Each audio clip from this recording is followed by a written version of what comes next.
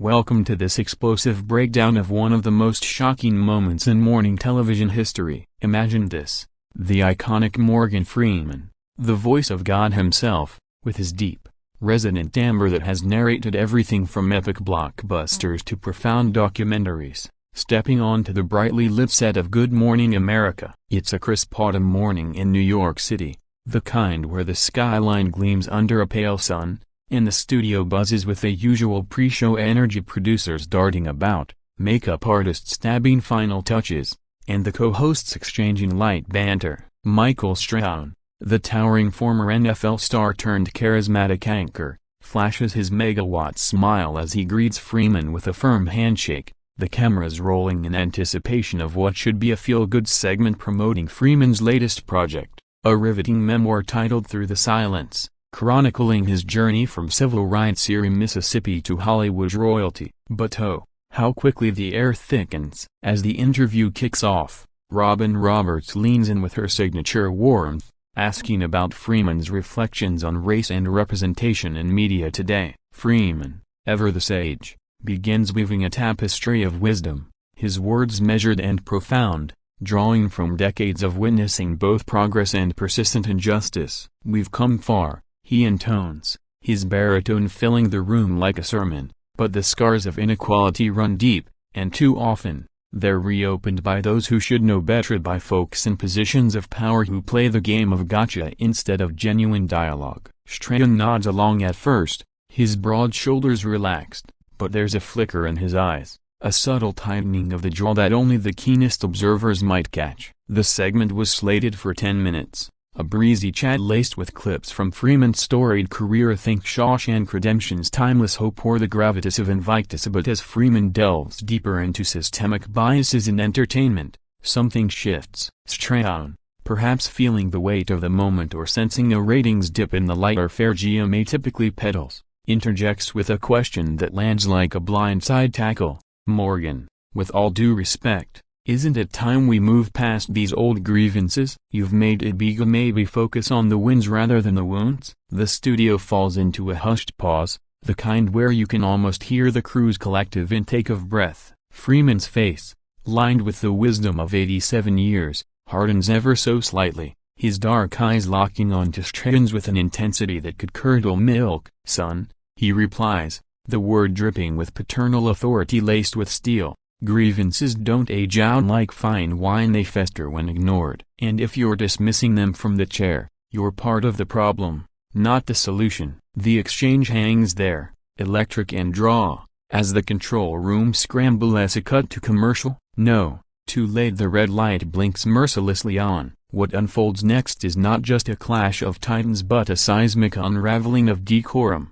Broadcast lived to millions, etching itself into the annals of daytime TV blunders. Freeman's memoir, by the way, isn't just any book, it's a 400-page opus packed with anecdotes from rubs with Sidney Poitier to quiet dinners with Nelson Mandela, insights that promised to elevate the show beyond fluff pieces on pumpkin spice lattes. Yet here, on this polished set adorned with autumnal garlands and sponsored by some feel-good brand of organic oatmeal, the conversation veers perilously off script. Strahan, undeterred or perhaps goaded by the adrenaline of live TV, presses on, his voice rising an octave. "I'm just saying, Mr. Freeman, as someone who's broken barriers myself, if from gridiron to this very desk maybe we celebrate unity over division." Freeman chuckles, a low rumble that echoes like distant thunder, but there's no mirth in it. "Unity? That's a pretty word for assimilation, Michael. I've narrated the stories of the oppressed for films that grossed billions,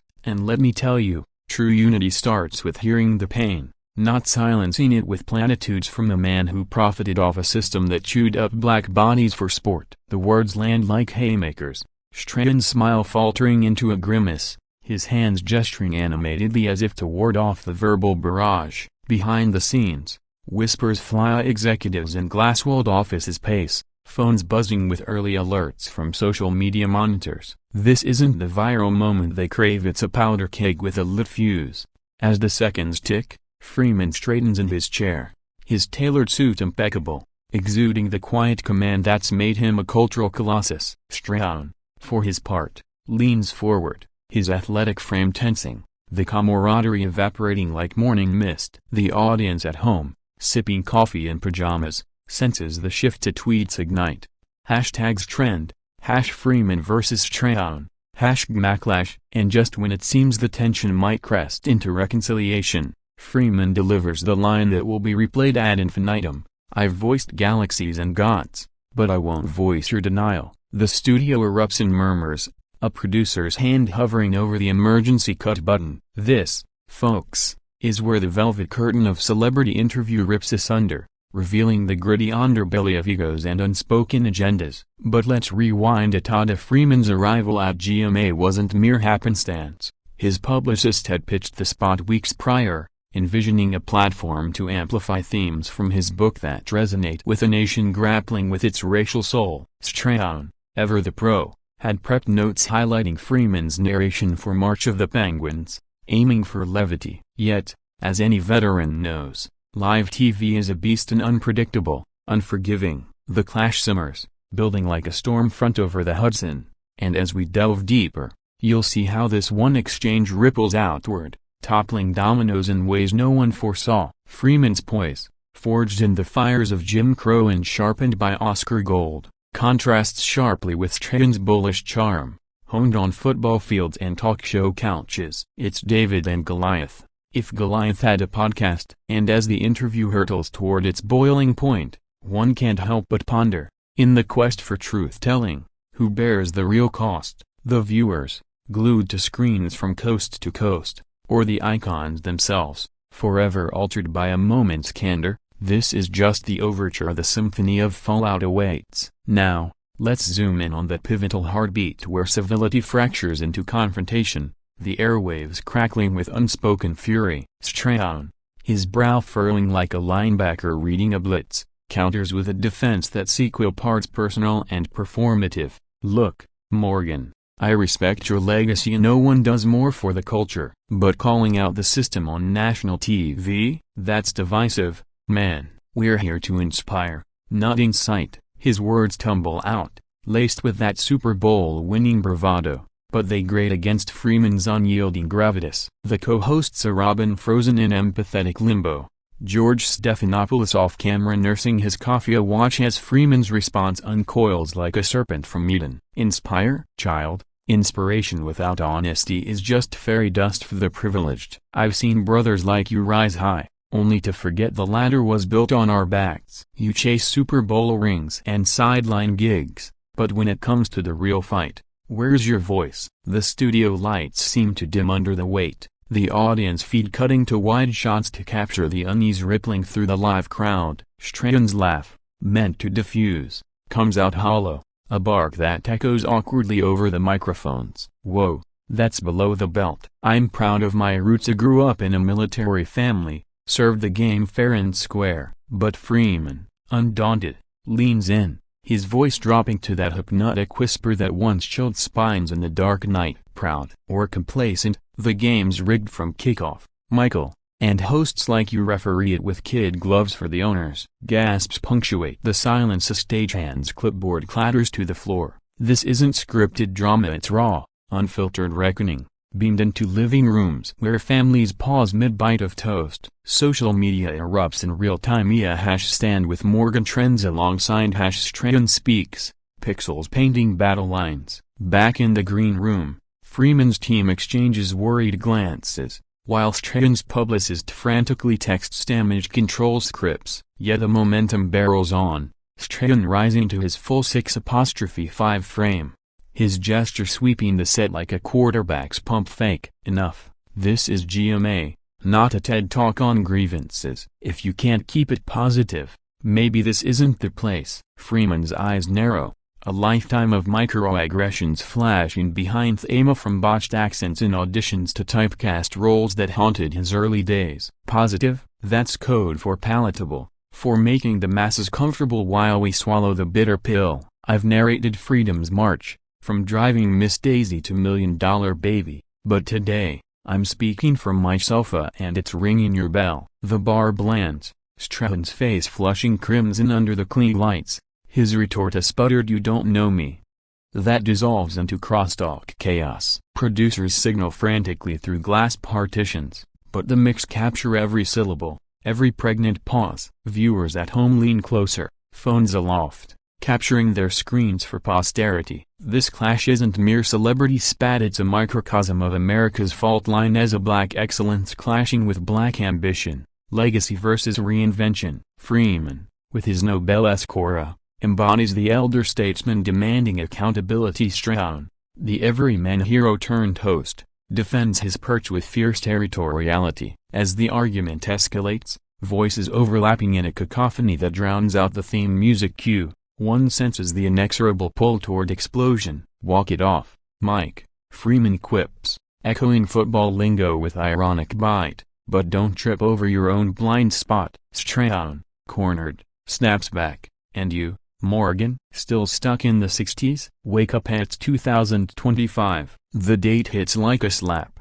underscoring the generational chasm. Robin attempts mediation. "A gentleman, let's pivot to the book, but it's futile, the horse has bolted." In this maelstrom, Freeman's memoir takes backseat, its chapters on resilience now ironically prescient. Strahan's NFL pedigree, once a badge of honor, feels weaponized here, a shield against critique. The control booth debates muting audio, but ratings whisper otherwise. A controversy is catnip, and as barbs fly thicker than confetti at a parade, the question looms, will this end in handshakes or handcuffs? Freeman's calm fury, a masterclass in controlled burn, contrasts Strahan's volcanic eruption, each word a spark in dry tinder. Families across the nation discuss over breakfast, is Strahan out of line, or Freeman too harsh? Pundits on cable warm up their takes. This moment, frozen in digital amber, marks not just a TV train wreck but a cultural inflection point, where morning cheer collides with midnight truths. The escalation builds, layer upon layer, until the dam bursts spectacularly. The tipping point arrives with the subtlety of a sledgehammer, as Strahan, veins bulging in his neck like overtime in the fourth quarter, slams his palm on the desk, a resonant thud that reverberates through speakers nationwide. "This interview's over if you keep dragging my name through the mud," he bellows, his baritone clashing with Freeman's like bass lines in a discordant symphony. Freeman, unflinching, rises slowly from his seat, his 6'2" frame carrying the weight of history, buttoning his jacket with deliberate grace. "Mud, boy, that's the soil where giants like me were planted. You're splashing in puddles, mistaking them for oceans."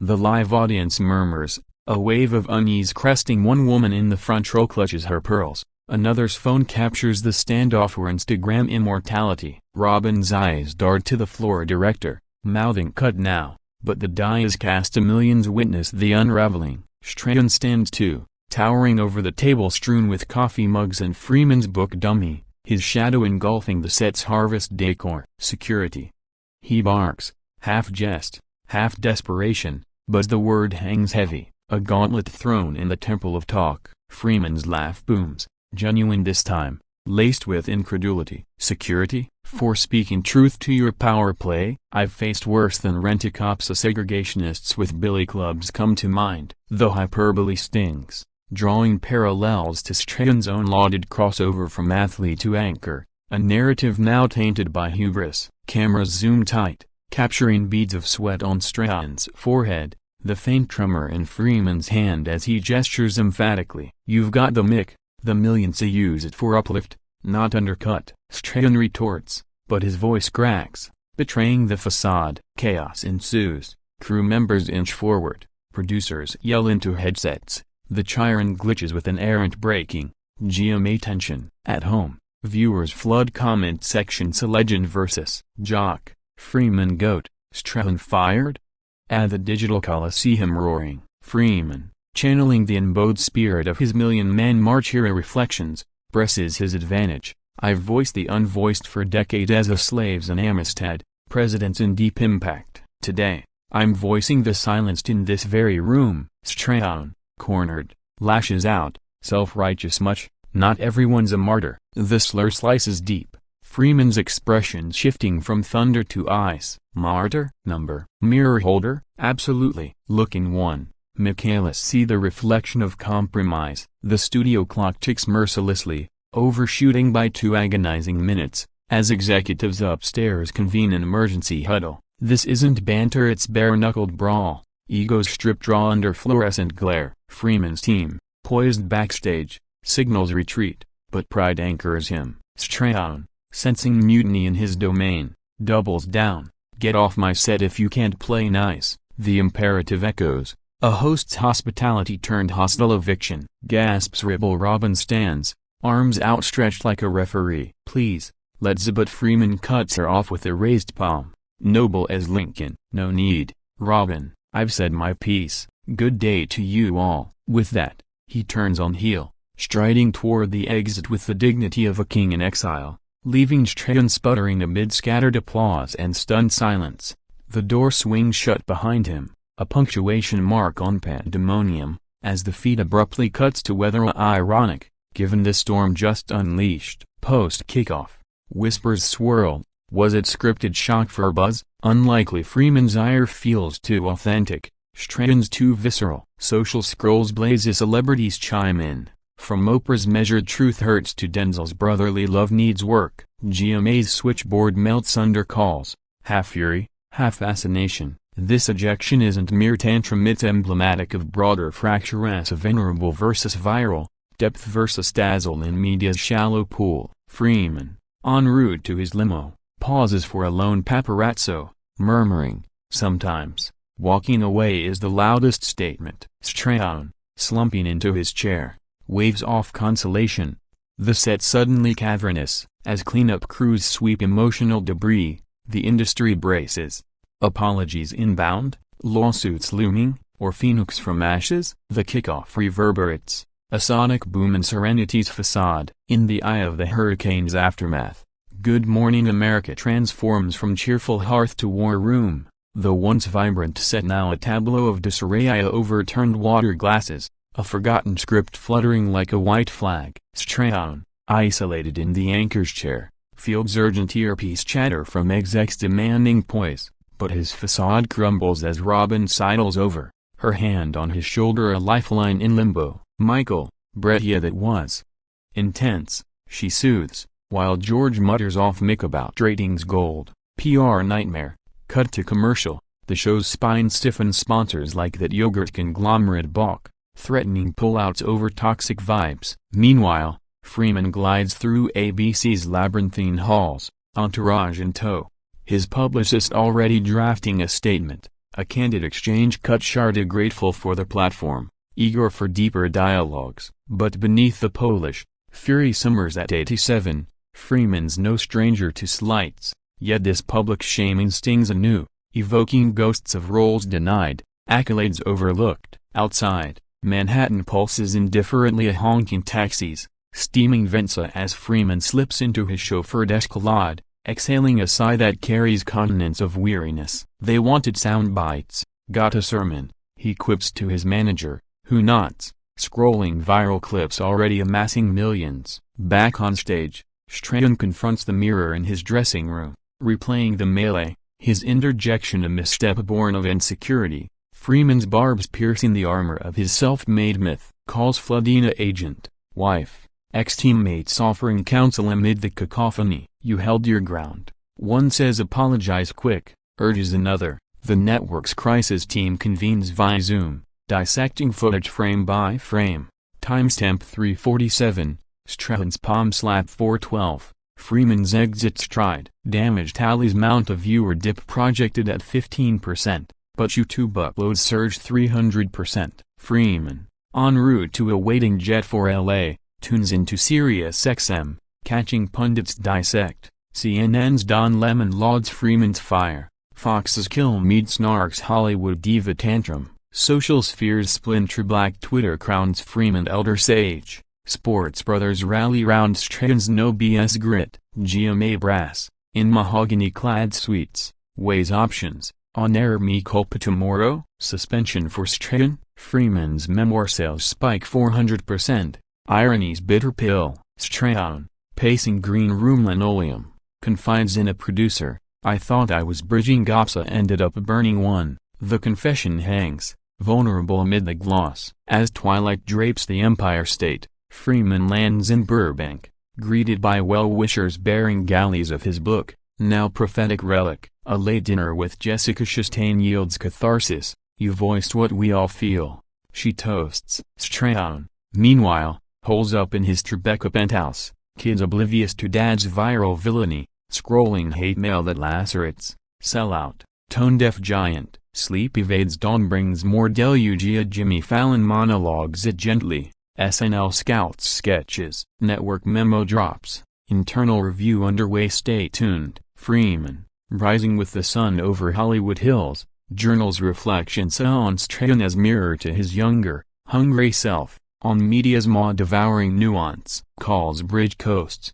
Oprah brokers peace talks. Decline for now. Fallout fractals outward. Guest bookings dry for Strahan. Freeman's docuseries greenlit post-haste. In this détente dance, truths unearthed gleam as Strahan's memoir ghostwriter leaks tales of racial slings in NFL locker rooms, humanizing the host. Freeman tweets first olive branch, conversations evolve so do we. Hashed through the silence, red weeds avalanche, thawing frosts, yet scars linger. A cautionary codex for celebrity colloquies. GMA teeters, its morning mirth marred, as stakeholders scheme salvos. Freeman, ever Phoenix, pens op-ed for NIT. When voices clash, a lesson in listening. Strahan counters on Igliv, raw and repentant. Growth hurts. A learning from the GOAT. The public, voracious, devours dichotomy. Debates raging from water coolers to webinars. This repercussion isn't closure, it's chrysalis, birthing bolder broadcasts or bitter divides. As nights lengthen, whispers hint at reunion special. A risky redux, or ratings rapture. The saga simmers, souls scoured in spotlight's glare.